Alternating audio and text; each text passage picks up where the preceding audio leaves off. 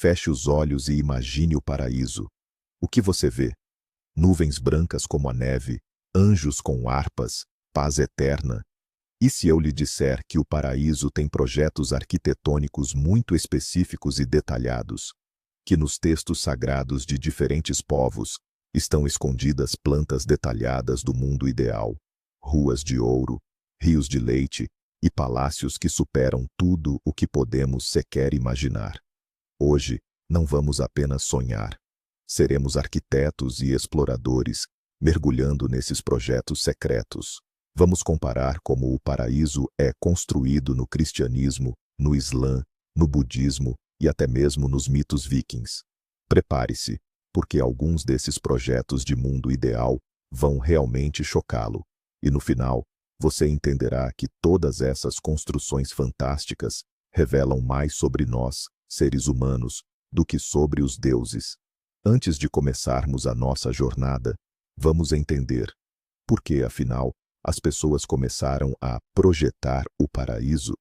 A ideia de um mundo perfeito após a morte não é apenas um conto de fadas bonito. É uma ferramenta psicológica extremamente poderosa. Para o ser humano antigo, cuja vida era repleta de perigos, fome e injustiça, o paraíso era a promessa de recompensa e de segurança absoluta. Era um mundo onde todos os erros seriam corrigidos. O faminto sonhava com jardins paradisíacos e frutos intermináveis. Quem estava exausto das guerras sonhava com a paz eterna. Por isso, a arquitetura do paraíso é um espelho. Ela reflete os medos mais profundos, as esperanças e os valores de cada cultura. Ao estudar essas plantas celestiais, estamos, na verdade, estudando a alma do povo que as criou. Dito isto, a nossa viagem começa com o arquétipo de paraíso mais conhecido de todos: o jardim. Para começar, vamos aos fundamentos: as religiões abraâmicas. O judaísmo, o cristianismo e o islamismo compartilham um ponto de partida comum: a concepção do Jardim do Éden. No judaísmo, ele é chamado de Gan Eden, ou Jardim do Éden. Não é tanto um lugar de recompensa futura, mas sim uma memória de uma harmonia que se perdeu. A arquitetura aqui é a arquitetura da própria natureza em sua forma ideal e intocada. Imagine um mundo onde não existem predadores nem presas, onde a terra frutifica sem a necessidade de trabalho árduo, e o ser humano vive em plena sintonia com Deus e toda a criação. O elemento-chave são os rios que se dividem em 4, irrigando todo o jardim. É um símbolo de vida e de abundância. Não há aqui edifícios de ouro ou pedras preciosas. O valor principal é a própria vida, pura e imaculada. Para o judeu crente, o paraíso não é simplesmente voar nas nuvens, mas sim a restauração dessa ordem ideal aqui na terra, no mundo vindouro, o Olam Rabba. O cristianismo pega a ideia de jardim e a expande até as dimensões de uma verdadeira metrópole. Sim, o Jardim do Éden é importante, mas o ápice do paraíso cristão é a Nova Jerusalém, conforme descrita no livro do Apocalipse. E é aqui que começa um verdadeiro espetáculo arquitetônico. Esqueça a modéstia. É uma cidade descendo dos céus à terra. Sua característica principal é a luz. Ela não precisa de sol ou lua, porque é iluminada pela própria glória de Deus. Imagine uma cidade construída de ouro puro, tão puro que é transparente como vidro. Isso não é apenas riqueza, é o símbolo da pureza e santidade divinas. Os fundamentos da cidade são adornados com 12 pedras preciosas, da jaspe à ametista, e a cidade em si é cercada por uma muralha maciça. Esta arquitetura representa não apenas beleza, mas também segurança absoluta e eternidade. A Nova Jerusalém é o triunfo da ordem sobre o caos. Vamos dar uma olhada mais de perto nos detalhes da Nova Jerusalém. Esta cidade celestial possui 12 portas, e o mais impressionante é que cada uma delas é feita de uma única e gigantesca pérola. Consegue imaginar? Não são feitas de várias pérolas, mas sim de uma só. Em cada porta está gravado o nome de uma das 12 tribos de Israel, simbolizando a união e a comunhão de todos os fiéis. Pelo meio da cidade corre o rio da água da vida, límpido como cristal, e às suas margens cresce a árvore da vida.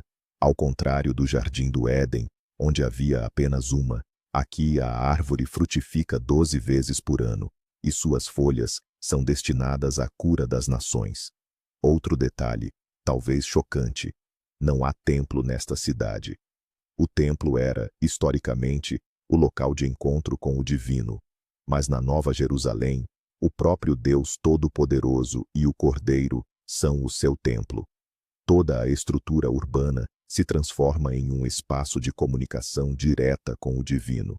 Este é o ponto culminante, onde a arquitetura e a teologia finalmente se fundem em perfeita unidade.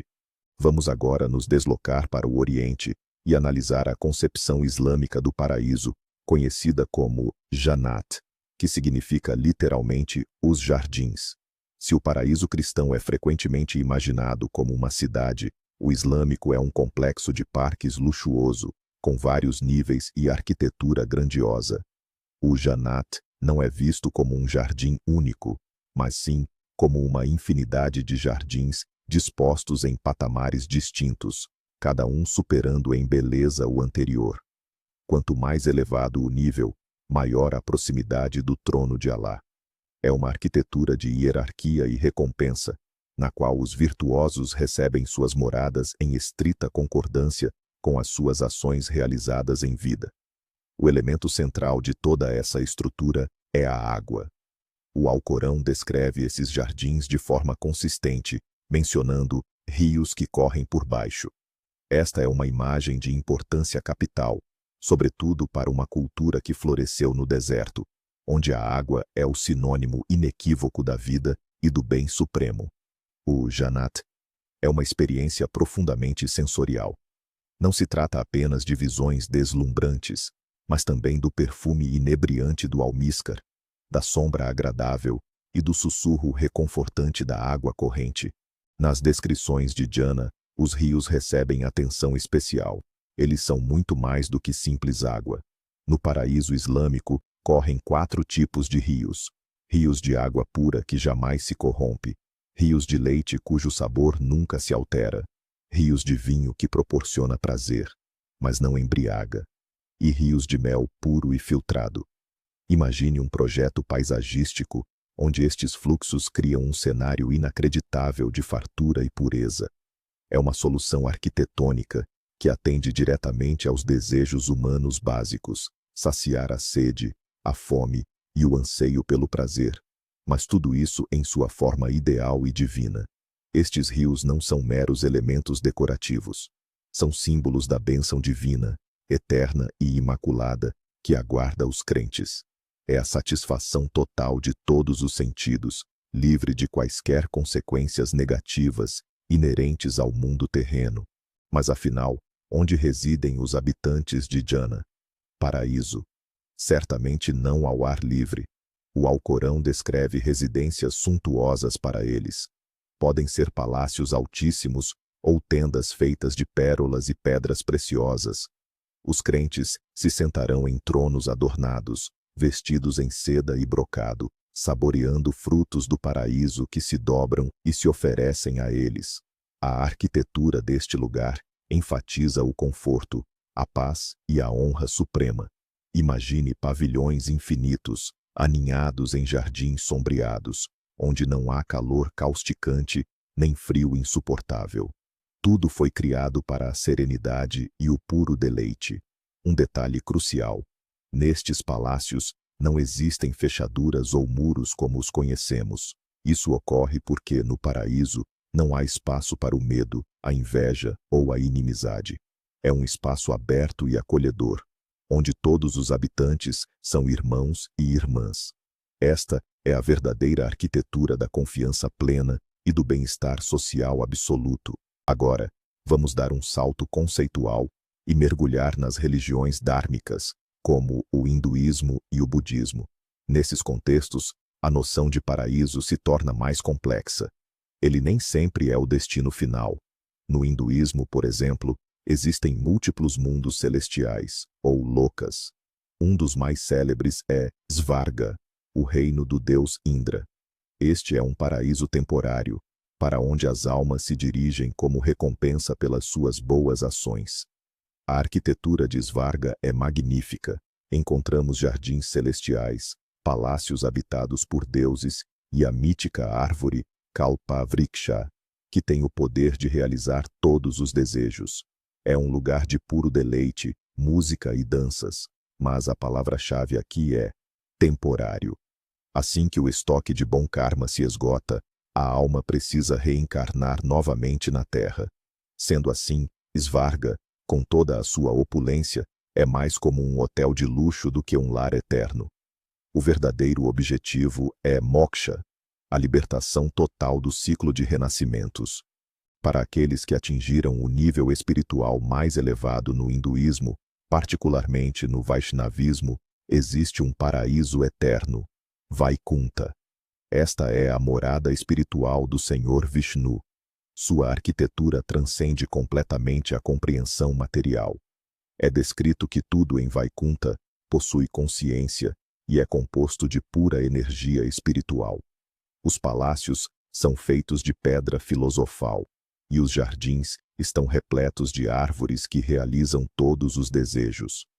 Os habitantes de Vaikunta possuem corpos semelhantes ao do próprio Vishnu, com 4 braços, e estão eternamente engajados no serviço devocional amoroso a ele.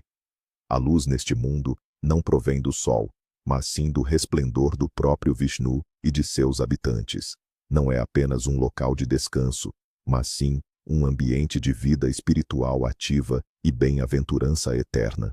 A arquitetura de Vaikunta é a manifestação da harmonia espiritual absoluta, onde não há vestígio de sofrimento ou limitação material. No budismo, a ideia de paraíso é muito mais nuançada. Existe o conceito das terras puras, que não são exatamente um paraíso na compreensão ocidental, mas sim mundos ideais criados por Budas iluminados. A mais famosa delas é Sukhavati, a terra pura do Buda Amitabha. Chega-se lá, não tanto por meio de boas ações, mas sim pela fé sincera e pela repetição devota do nome de Amitabha. A arquitetura de Sukhavati é de tirar o fôlego. O solo é feito de ouro, e os palácios e pavilhões são construídos a partir de 7 tipos de joias preciosas. As árvores são igualmente feitas de pedras preciosas, e quando o vento sopra, elas emitem uma música maravilhosa que fala sobre o Dharma, o ensinamento budista. Este não é um lugar para prazeres puramente hedonistas, mas sim uma universidade ideal para alcançar o despertar. Tudo neste mundo é projetado para auxiliar os seres no seu caminho em direção ao Nirvana. Vamos explorar a fundo os detalhes da arquitetura de Sukhavati. Lá, encontramos lagos de lótus, cujas águas possuem as 8 excelências. Por exemplo, são frescas, doces e saciam a fome. O fundo desses lagos é feito de areia de ouro. Quando um habitante da Terra Pura deseja tomar um banho, a água sobe automaticamente até o nível que ele precisa. Os pássaros em Sukhavati não são meros animais, são manifestações do Buda Amitabha, e o seu canto funciona como um ensinamento ou sermão.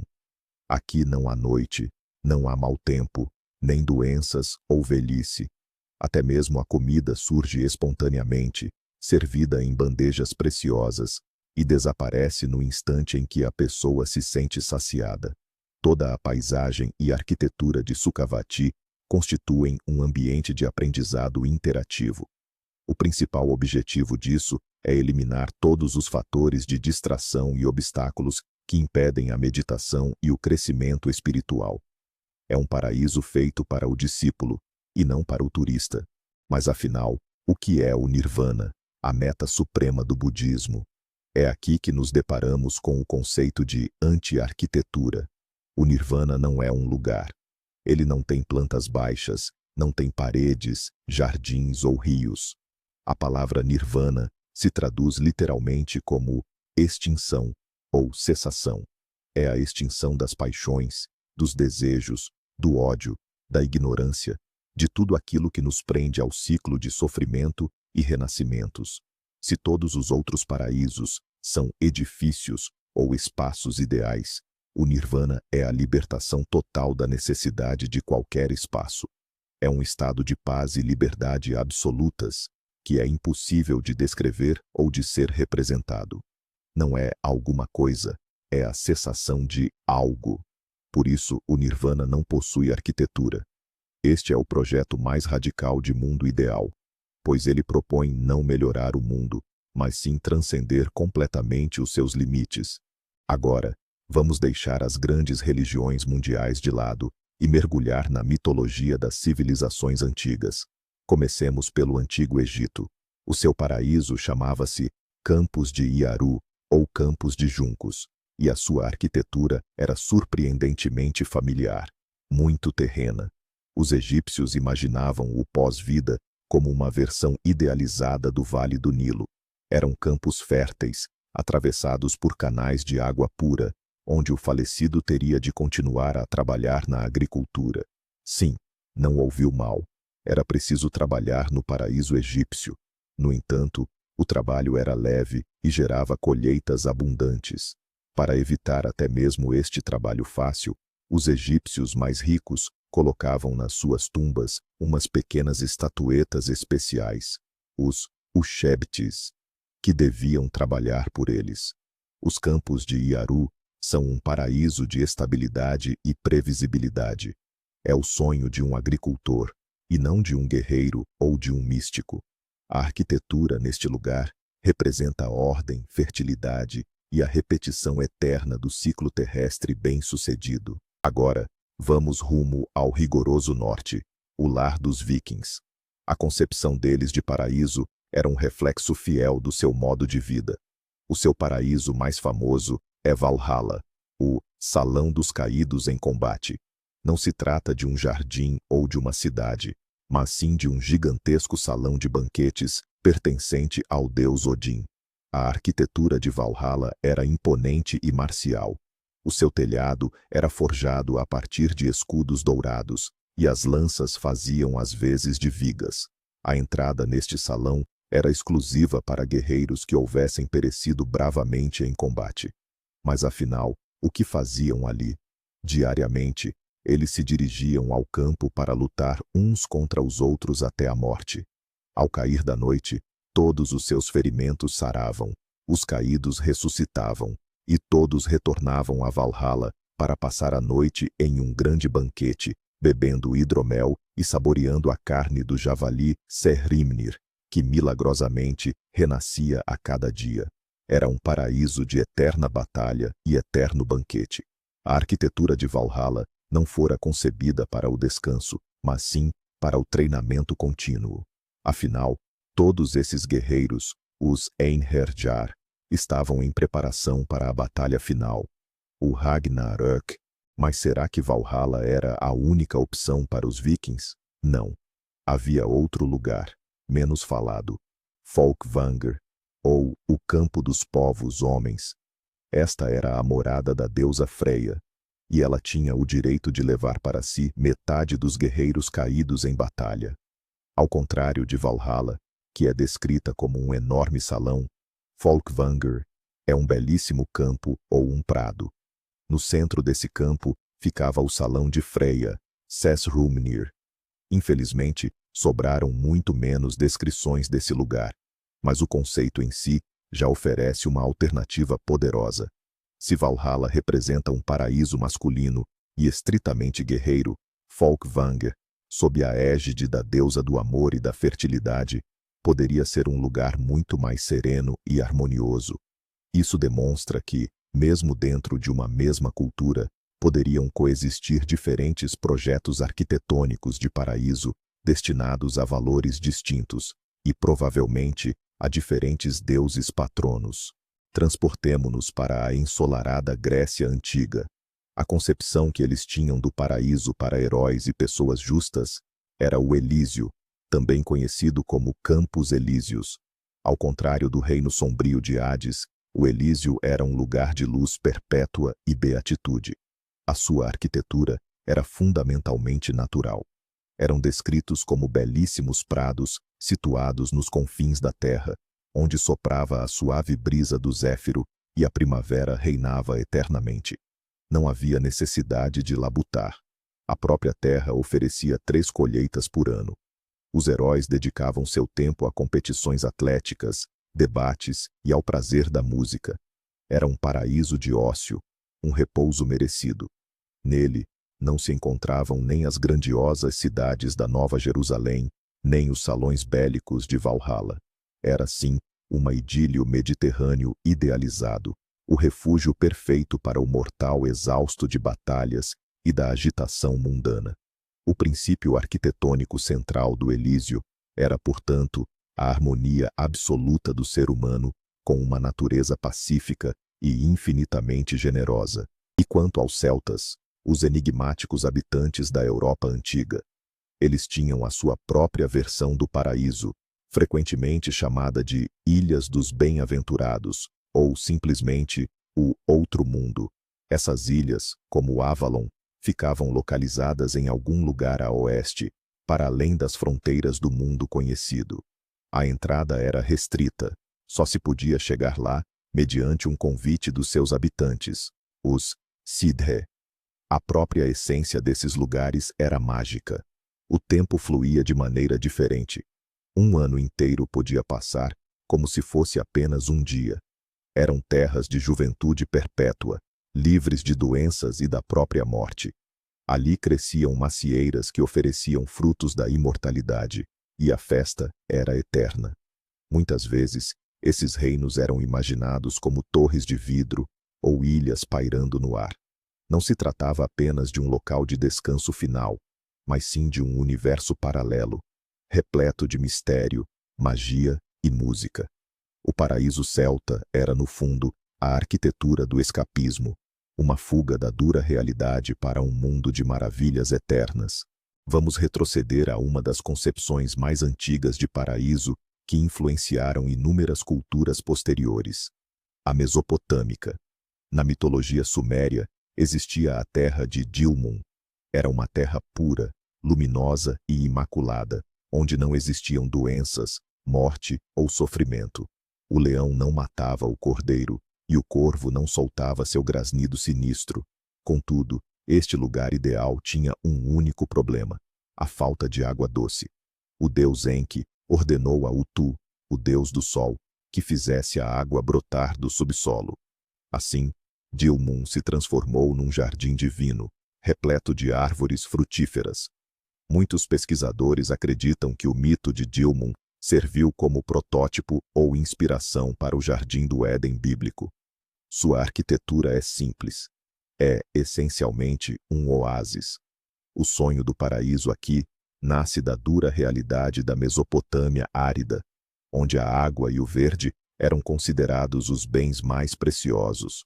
E o que dizer do paraíso no zoroastrismo, uma das religiões mais antigas do mundo? O paraíso deles é chamado de Garodmana, ou o Lar do Canto.